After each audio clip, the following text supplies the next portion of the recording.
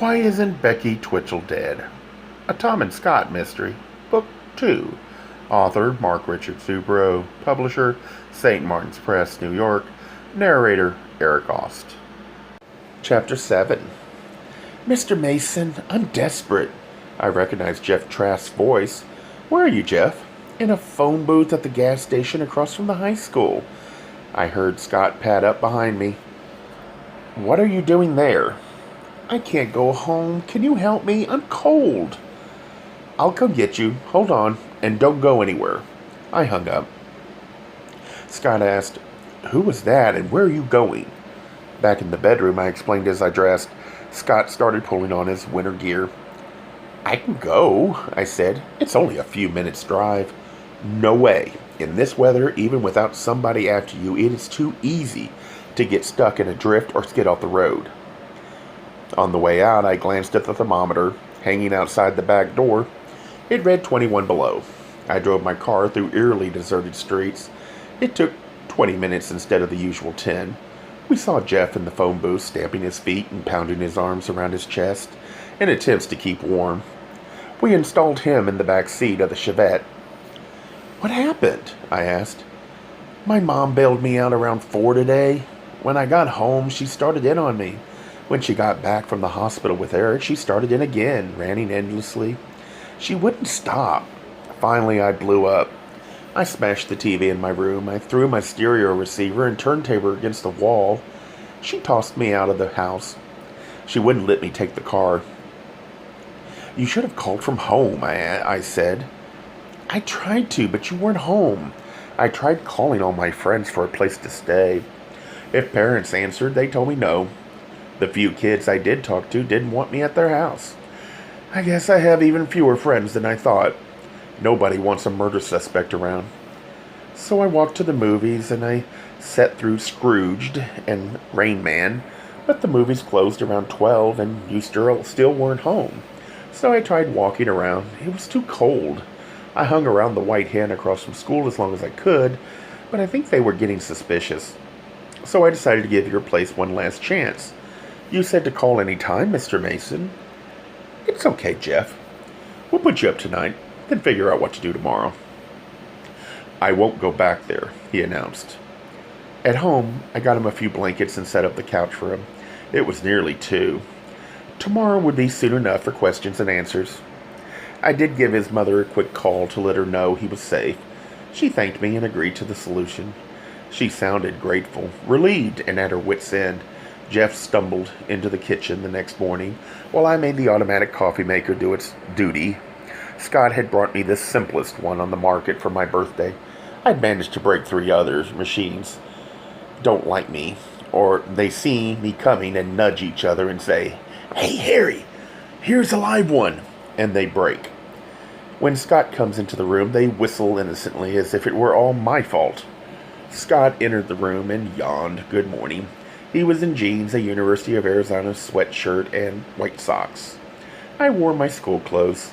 Jeff had on the faded blue jeans, navy blue sweater, and gym shoes from the night before. Scott rummaged in the refrigerator. We found enough food to make an adequate breakfast. Over last cups of coffee, Jeff said, You're Scott Carpenter, the baseball player? Introductions the night before had gotten muddled in the cold and immediacy of the rescue. Scott smiled and nodded. You live here with Mr. Mason? Sometimes I have a place of my own. Other times, he stays there with me. Oh, the kid said, in my home, there's 1 bedroom with 1 king-size bed. It used to be a 3-bedroom home, but I converted the other 2 into a 1-room office den filled with books and floor-to-ceiling bookcases, and with the ultra-modern electronics, computer, printer, and copier that Scott had bought me. No other bedroom existed. The night before, Scott and I had made no secret of going to the same room. We also hadn't pranced to bed naked in front of the kid. However, I explained briefly about us, how we'd met, how long we'd been together. Scott said, We're lovers. He sipped his coffee. Jeff said, You guys don't look gay. I mean, you don't act swishy or anything. I never thought an athlete would be gay. And Mr. Mason, you said you played sports in high school and college. Toward the end of his statement, he'd begun to stumble over his words and turn red.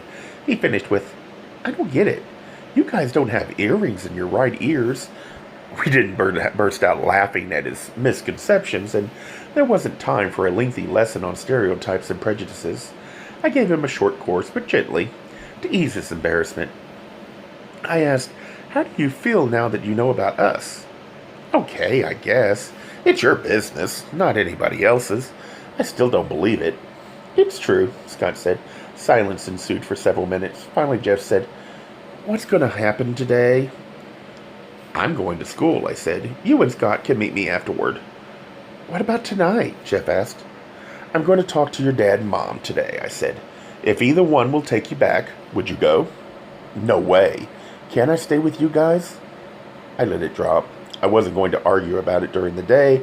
I checked with the police and maybe the social worker. At any rate, he seemed content enough with Scott for the moment. How many kids could say they spent the day with Scott Carpenter, baseball megastar? Outdoors, the wind had died. Bitter cold gripped the depressingly white landscape. The announcer on WFMT, a major fine arts section in Chicago, droned in his usual calm voice that it was 23 below zero. A new record. Somehow, I expect that if an incredible disaster occurred, the WFMT announcer would say in the same calm drone, "The entire state of Kansas disappeared today, and in fine arts news, a new recording of Beethoven's Ninth Symphony will be previewed during the 7 o'clock hour this evening." For teachers, the day before Christmas vacation is perhaps the toughest day of the year, rivaled only by the last day of school. The kids are nuts, hyper, and off the wall. You'd think that by high school, the excitement of Christmas coming would have faded in their jaded minds, but no, vacation's coming, and they're ready. The only ones worse than the kids are the teachers. By Christmas, we're more than set to escape. I found my classroom door unlocked. Another rude awakening was Oliver Sandgrace, perched on the edge of my desk. Who needs superintendents at 7:30 in the morning? I'd never met him. I introduced myself. He did invite me to sit. I sprawled in the chair behind me, my desk causing him to twist uncomfortably, and finally to reseat himself. A prissy little man in his late 50s. He has a birthmark in the middle of his bald forehead, about 3 inches to the left of where Mikhail Gorbachev has his. Only Sandgrace's is rounder. It looks as if he's gotten sunburned on the one spot, while the rest of his head gleams pinkly. He wore a black business suit with a red tie. He said, "Several board members have brought complaints about you, Mr. Mason."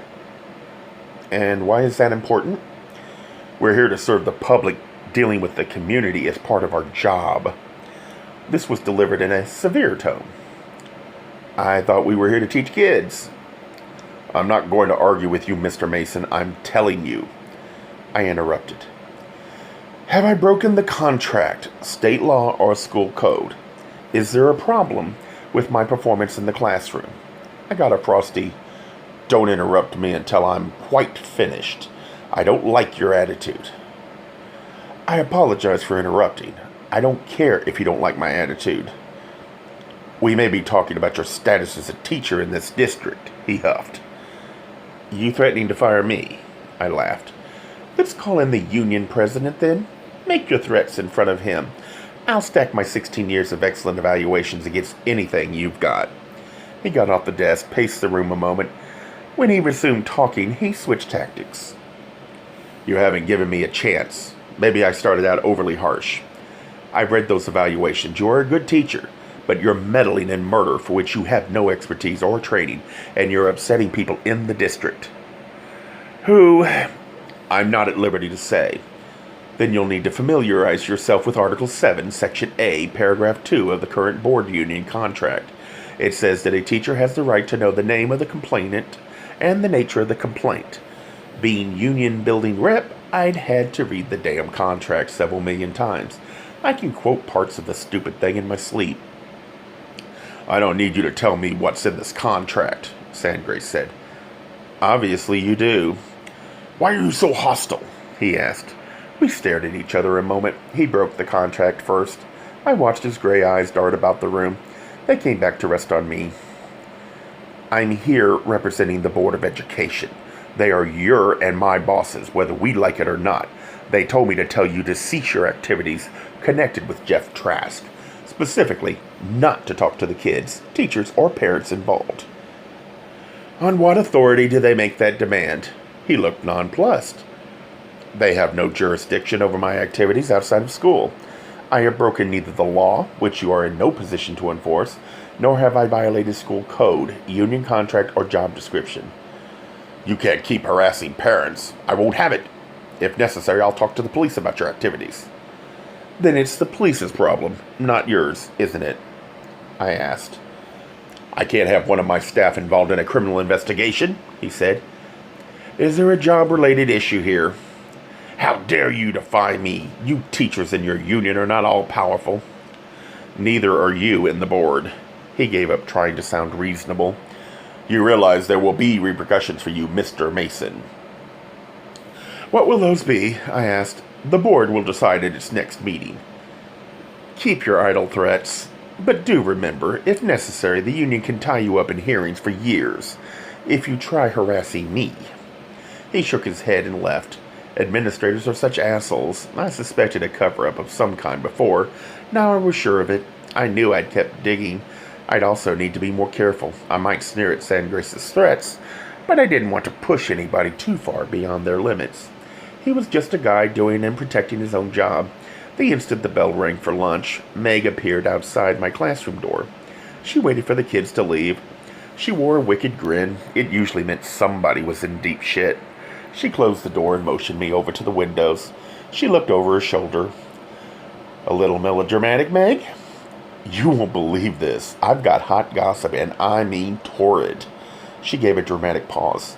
She'd studied drama in college before getting her library degree.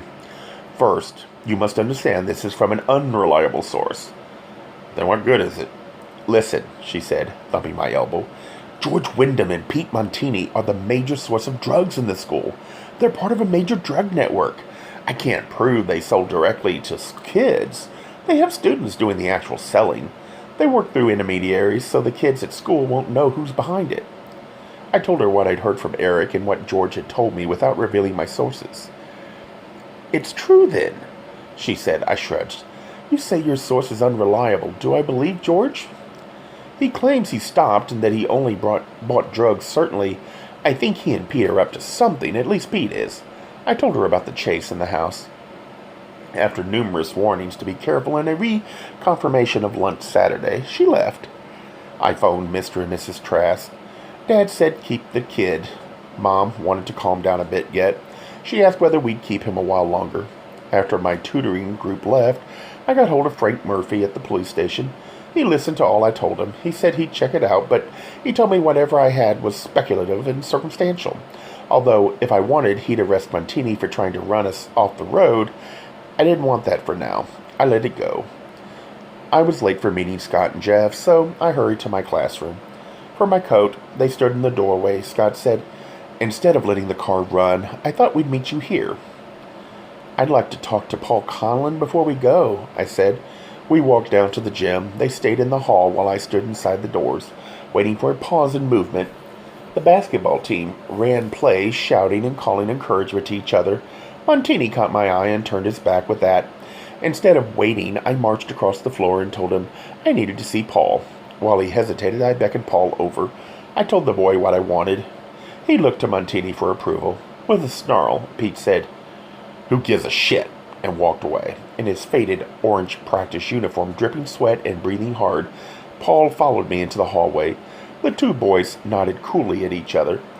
Paul, I said, I wanted to ask a few more questions about your party. He pointed at Jeff. Ask him. He was there.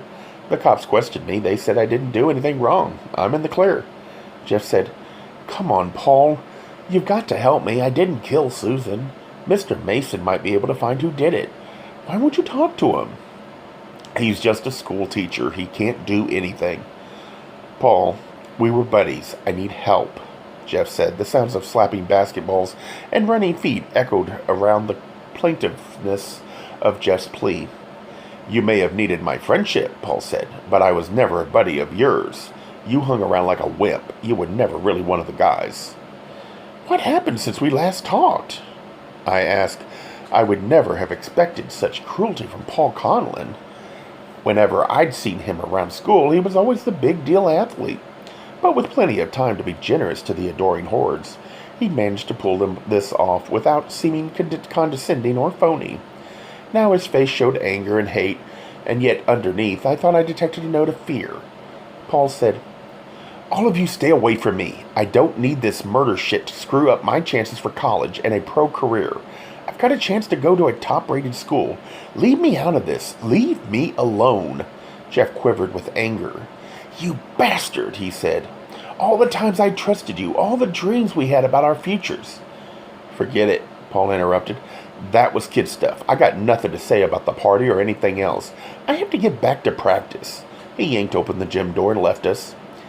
"He's not like that," Jeff said. Tears waited at the edge of his eyes. "He didn't mean that stuff. He's scared." "Of what?" "I don't know," he said. I wondered what had hardened Paul's attitude since I'd talked to him last. Outside, the early evening was clear and very cold. No wind blew. They predicted another record cold night. The announcer for WFMT informed us that the high temperature for the day had been 7 below. We drove my Chevette because it had a back seat. We went to my place to work out with bits and scraps of extra weights. We found enough to set up Jeff. He got tired first and went upstairs to take a shower. Scott and I finished at the same time. While he showered, I turned on the evening news. The lead story, the Chicago City Council passed the gay rights ordinance. After 13 years, I wanted to go to town and go out for at least one drink to celebrate. I mentioned it to Scott as I got dressed. We decided that it was as reasonable to have Jeff stay at Scott's apartment as it was to have him stay at my place. Jeff thought it was great. He'd get to see where the famous baseball star Scott Carpenter lived. The passage of the gay rights ordinance had the usual to do with making it as palatable as possible to the religious bigots by adding a smorgasbord of discriminated against groups, and then tailoring it so that the religious bigots wouldn't have to obey it. And if a huge chunk of the aldermen hadn't been running for mayor in the special mayoral election, it still probably wouldn't have passed. I guess we aren't supposed to question the motives of our straight friends when they condescend to give us what should have been ours years before. Nonetheless, I'd worked on committees to get the damn thing passed, and I did feel good about it. First, we stopped for dinner at Lowry's, the prime rib. The amount of trouble we have with Scott's fame when we go out varies. When we first met, he was hesitant about being seen out with a guy. That much of a closet I refused to accept. He's gotten much better about that over the years. However, as his fame has grown, so have the hassles. We go out less busy days of the week and in an hour when restaurants aren't likely to be crowded. Sometimes we've been in the middle of vast crowds on the lakefront and haven't been recognized. And yet, in the most intimate and expensive restaurants, we've been forced to leave because of obnoxious patrons.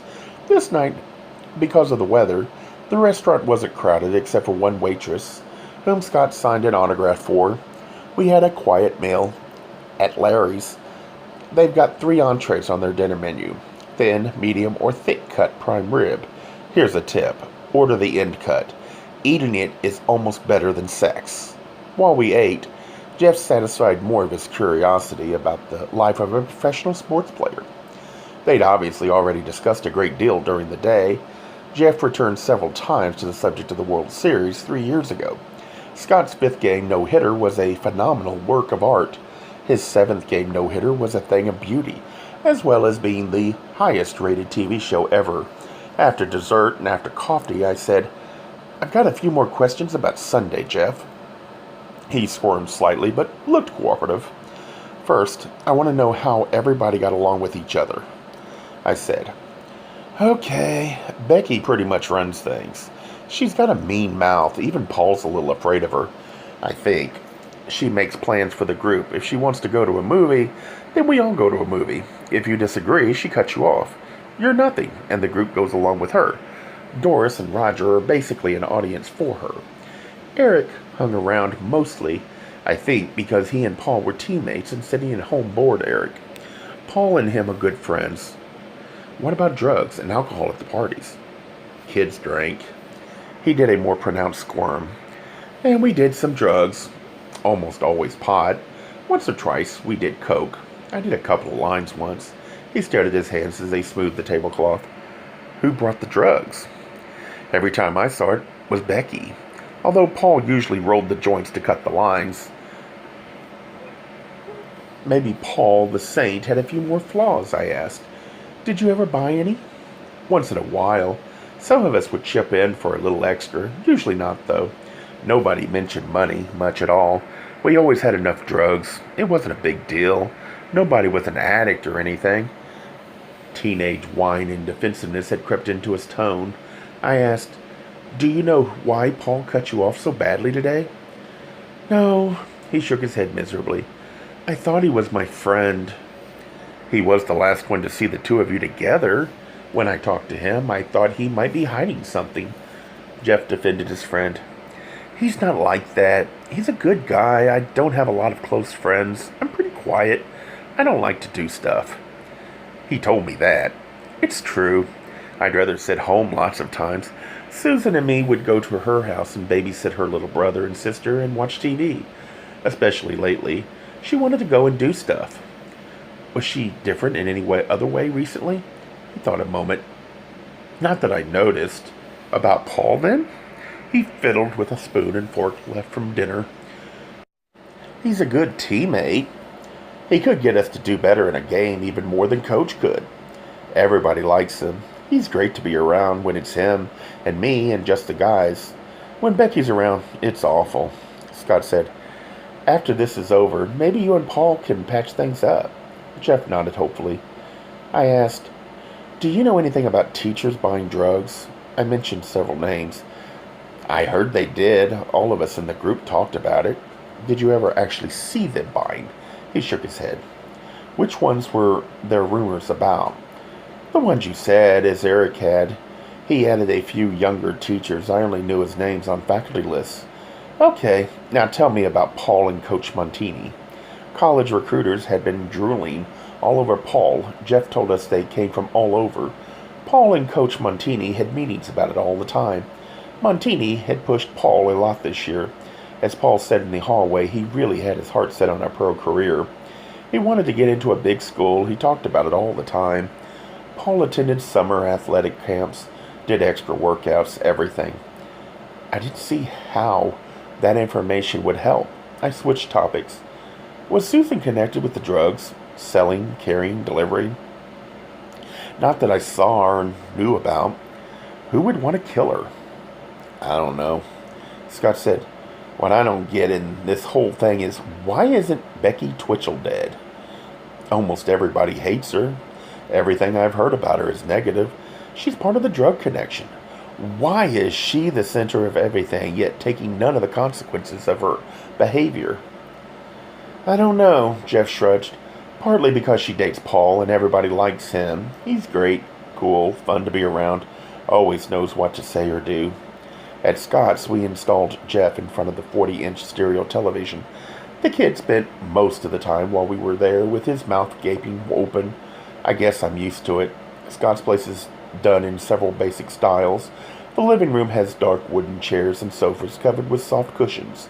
A bright white rug and floor-to-ceiling windows make it airy and bright. One wall was a cabinet with his 3 Cy Young Awards, MVP trophies, a baseball autograph by the 1927 Yankees, framed newspaper clippings from the highlights of his career, and other souvenirs he's amassed over the years. The paintings on the walls at opposite ends of the room are of rural scenes, each over 10 feet by 10. The one on the east wall has 2 youths, about 13, fishing in a quiet eddy of a river just after dawn. You can feel the haze and warmth of a summer morning and the closeness of the friendship of youth. On the west wall, 2 boys, perhaps 15 years old, walk down a dirt road between fields of wheat, baseball bat and gloves in hand. Long shadows follow them as they move into a red, orange, gold sunset. At the far horizon, there is a glimpse of a summer storm. In the electronics room, there was where we left Jeff, were stereos, CD players, tape players, Nintendo games, computers, printers. If it existed electronically, it was probably in this room. Scott had filled the room with reclining chairs, easy chairs, beanbag chairs, and rocking chairs. First, we stopped to see Neil. He muttered and swore at great length. He'd been working for the gay rights ordinance since 1972, when it was less than a twinkle in a queen's green. He wanted to be out partying and celebrating. The doctor wouldn't let him leave for another day or two. His cronies from the local gay organizations had been by to cheer him up, but had left to pursue more convivial surroundings. He groused at the lack of liquor. I pulled a champagne bottle from beneath my coat. "I thought this might be necessary," I said, and presented it to him. We drank a glass or two with him. Scott promised to return with him after Christmas to visit the people with AIDS in the hospital. Early on, Scott had added visiting people with AIDS in hospitals to his schedule. Scott's done a huge number of benefits for all kinds of hospital groups. He brings in the crowds. His first priority nowadays are the requests that come in for AIDS benefits. An hour later, we lounged comfortably in Bruce's halfway their bar, our hands wrapped around cups of hot coffee. It was too cold for beer. We'd left an unhappy Neil to his TV set. Bruce's was quite gay bar, one of the few Scott felt comfortable in. It sat between two aged apartment buildings on North Avenue, a block west of Wells Street, housed in a building that might have been built the day after the Chicago fire. Its main virtues were quiet and discretion. Inside, Scott was unlikely to be recognized, or if he was, the gray-suited clientele was far too discreet to notice. In this bar, even the screaming queens became whispering princesses. It was also only a short walk from there to his place. On the left, as you walked in, a wooden bar, stained dark brown, backed by a wall of mirrors, ran the length of the room. On the right, tall black booths marched somberly to the back, interrupted by a usually silent jukebox. Few other customers had braved the bitter cold to celebrate the passage of the ordinance. Ed, the bartender, joined us in the back booth. "I like sitting with you guys. People think I can still date hunky men." Ed is a Chicago cop. He's around 50 with a potbelly. He moonlights 2 or 3 nights a week as a bartender. His lover is a hairdresser named Prentice. Briefly, we told him about the murder at school. He took a cop's cool interest, but had no solutions. When we mentioned being followed, he shook his head and said, "You've got to be careful, and not just with suburban dangers. You've got to watch out for fag bashers around here." Scott filled him in about the attack on Neil, then asked, "You had trouble with fag bashers lately?" Ed moaned. "Last week we had a couple guys beat up not 10 feet from the door. Used to be gay bashing season, was only in the summer. Mix those TV hate evangelists with AIDS, however, and it's become open season all year round." Ed continued, "I'll use a gun on those bastards if they ever get near me. Goddamn straight kids in their big brave groups attacking 1 or 2 guys. I'd like to see how brave they are with a gun in their faces." Ed's an okay guy. I share his anger and frustration at fag bashers. I firmly believe that if more gays pressed charges and took the attackers to court, we'd all be better off. 2 new customers entered. Ed left to minister to them. We talked of next day's schedules. Scott had a breakfast speech to give for a children's Christmas charity at the Hyatt Regency downtown. I wanted to talk to Frank Murphy to see whether what we'd learned had been helpful to them and if they'd found out any more. I had to do some last-minute Christmas shopping, which Scott pointed out I could have done weeks ago. We finished our coffee and left. Outside, the wind had picked up again and light snow fell. They expected the temperature to rise before morning. For now, it felt as if it were still 20 below. At the bottom of the steps, we turned right to go east on North Avenue. "Fucking faggots!" a voice screamed. I turned to check the direction of attack. 4 men weaved toward us from the west, maybe 20 feet down the sidewalk. As we turned to face them, Scott stepped on a patch of ice. His arms flailed the air for a moment. I grabbed for him, managed to keep a firm footing, and righted us. Scott and I could handle most attackers. Jungle training helped me, and Scott was a tough fighter from way back. "Look at the fairies," the loud one minced his words. He stopped his drunken weaving and switched from entertaining his friends to confronting us. The leader might have been 20. The others were about the same age. We had 2 apiece. The fight was quite brief. One of mine lay moaning in the snow, clutching a bleeding, and I hoped broken nose. 2 others ran off. Scott knelt over the last one, fist raised. "Shit," he said. I joined him. The man on the ground stared up at him. "Hello, Scott, faggot." Scott didn't plaster the guy's face into oblivion at the insult. Instead, he climbed to his feet and brushed snow off himself. The other guy, the former group leader, stood and wobbled. He inched a few steps away, but didn't run. "Who is it?" I asked. Scott said nothing. The guy gave a nasty laugh. "I'm Jack Frampton, and the high and mighty Scott Carpenter is a fucking queer." "Let's go," Scott said. "We've got to turn these guys in," I said. "We're leaving," Scott said. He began walking away. "Better follow your lover, honey," Frampton trilled. I considered pounding his face into the snow, thought better of it, then hurried after Scott. I'd never met any of Scott's teammates until that moment. As he stomped through the biting cold and gathering snow, Scott neither looked at me nor spoke. He slammed his way into the penthouse. One light burned above the kitchen sink. I checked on Jeff. He'd gone to bed where I'd shown him in one of the spare bedrooms. He didn't stir when I opened the door. In our bedroom, Scott threw his keys against the wall. His coat, scarf, hat, and gloves followed in rapid succession. More slowly, I hung my paraphernalia on hooks and hangers. If one of us loses his temper, it's usually me. When I do, it's volcanic. He knows the tricks to calming me down in the press. He's often referred to as the Iceman. His reaction now wasn't all that odd, however. Coming out for gay people is a process, not a one-time event. Some days you feel free, open, and ready to piss on the world, if they care what you do in bed. On other days, even if you've been out to yourself and others, you're ready to hide in the darkest closet, because sometimes it is safer, easier, and more secure to hide. If you're partly out, this schizophrenia can be exacerbated, and if your job is public or sensitive, it can drive you crazy. Scott's been in enough headlines to make the most wily politicians envious. Scott stomped out of the bedroom. I found him in the southwest corner of the living room. Chicago lay sprawled beyond the windows in its vast glittering array. "Let's talk about it," I said. I touched his shoulder. He flinched away. He stared out the window, his back to me. He rested his hand on the floor-to-ceiling window, placed his forehead next to his hand.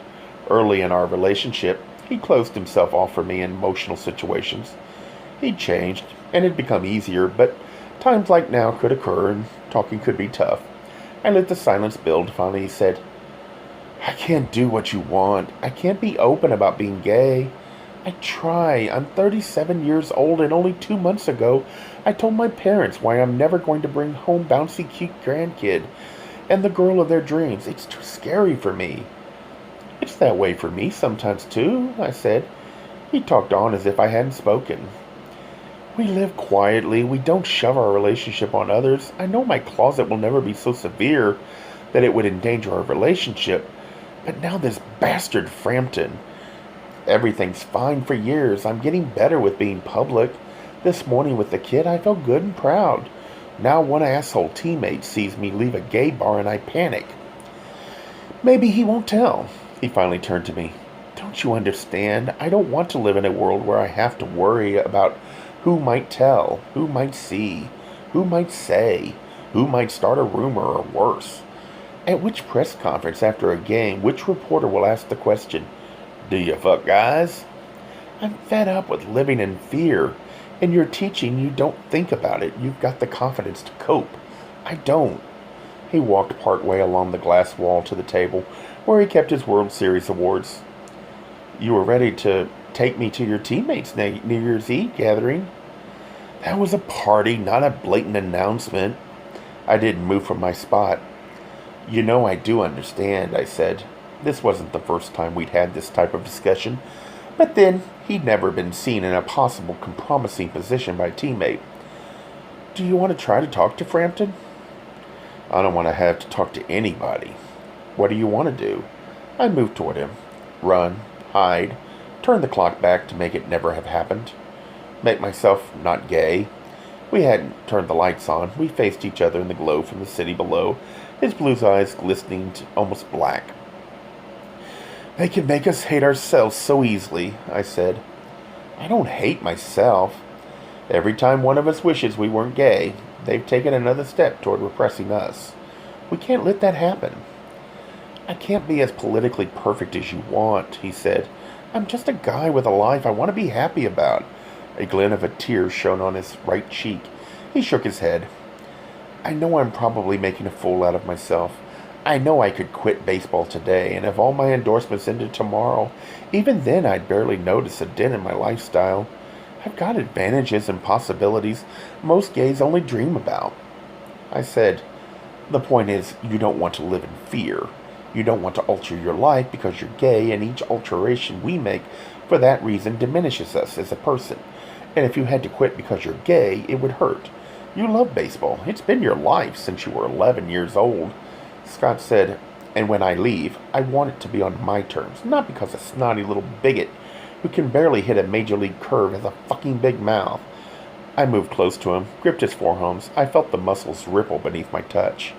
Said, you can't control what Frampton says or does.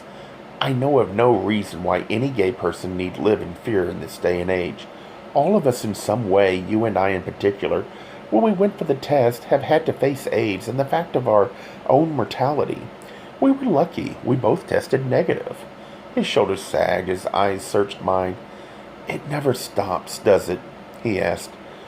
No, it never stops, I confirmed. I pulled him close and held him tight. After a moment, I felt his arms entwined around me.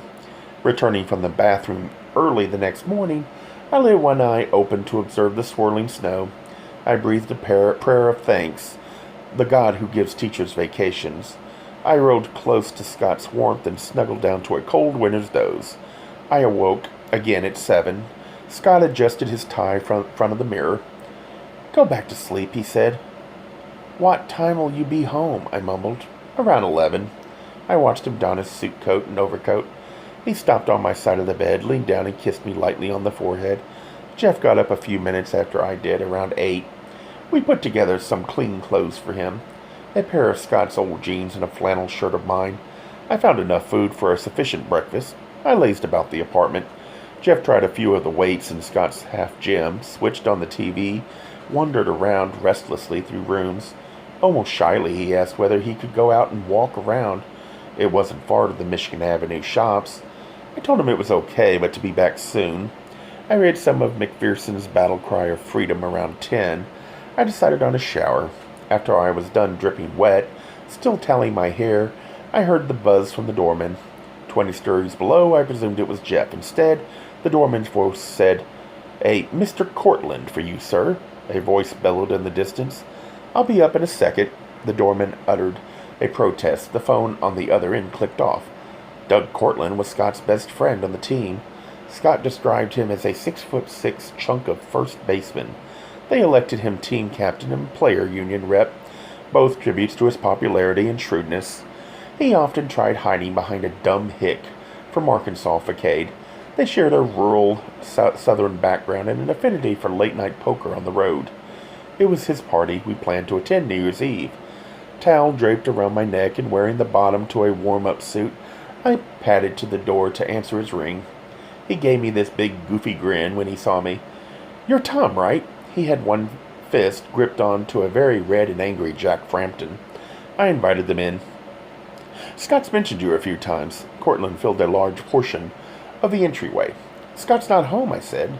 Frampton growled something unintelligible. "I know he's not home," Cortland said. "He's given a talk. I saw it on the club's press schedule."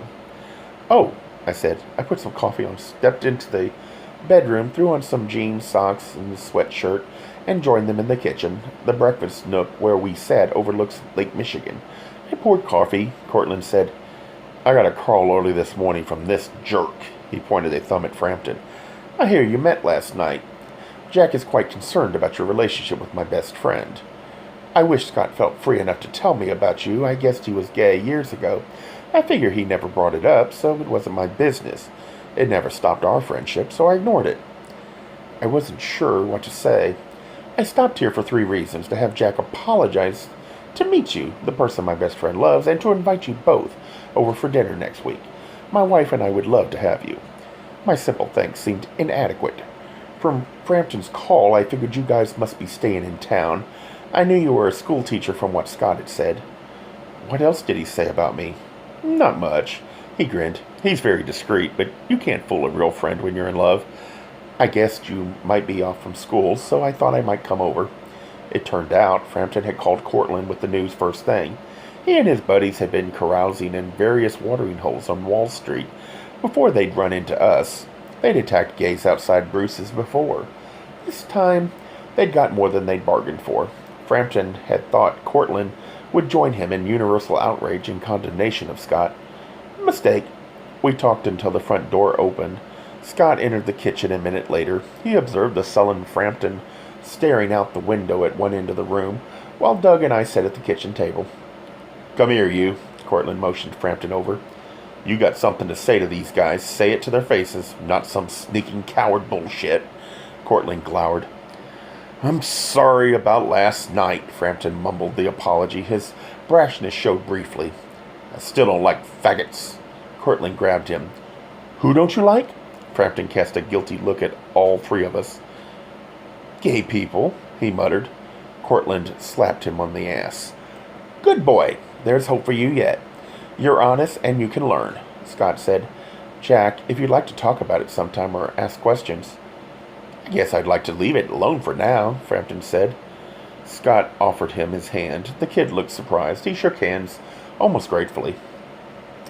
"I'd like to go," Frampton said. After he left, Cortland said, "You should have told me." "I was scared," Scott said. "But what about Frampton?" Cortland smiled. "Nothing about him. Let him talk. You're the best right-hand pitcher in baseball. What's to care? Besides, if he tells you turn him in for assault, I already explained that to him. I pushed for turning Frampton in, but they convinced me he'd learned a lesson before Doug left. We agreed to be at his house the next Friday for dinner. A half hour later, rosy-cheeked Jeff strolled into the penthouse. We decided to do the last-minute Christmas shopping at Water Tower Place. In the bedroom, as we changed, I said, "Cortland's nice. Funny. How do you feel about him coming here?" "Stunned. When I saw you guys, great now that it's over." We took Jeff with us outside. The wind roared in off the lake, the sun flaring off the winter whiteness. After 12 hours of steadily rising temperatures, it was all of 5 above. The prediction was for well below zero again. By nightfall, another Arctic blast marching in from Canada. The northeast wind pushed gray clouds in from Lake Michigan. The lake level had fallen the past year, but at some points waves still crashed high against the shore, spraying water over vulnerable sections of Lakeshore Drive. We pulled off onto Michigan Avenue. It's hard to buy Christmas gifts for Scott. He being a fabulously wealthy millionaire, we get each other surprise gifts each year. I knew he'd never guess this year's. I picked up my father's shirts at Fields. Mom said he needed several. She usually has the lowdown on who needs what in the family. Scott and I give my nieces and nephews some of the best toys in the universe. We go equal shares on that. We dumped the gifts at Scott's. I looked forward to a quiet, leisurely afternoon. The phone rang. Scott picked it up in the kitchen. A minute later, he entered the living room, his face pale.